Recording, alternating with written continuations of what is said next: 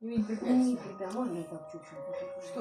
Еще. Да бери, господи, бери. ради Так, бога. подожди, далеко, близко не ставь, это сейчас придет товарищ. Ешь, ешь. Завтра тоже будете дома, да? Да, я буду дома. Смотрю на работу. А, вот. Дома. Куда я Как деваю? один день тогда.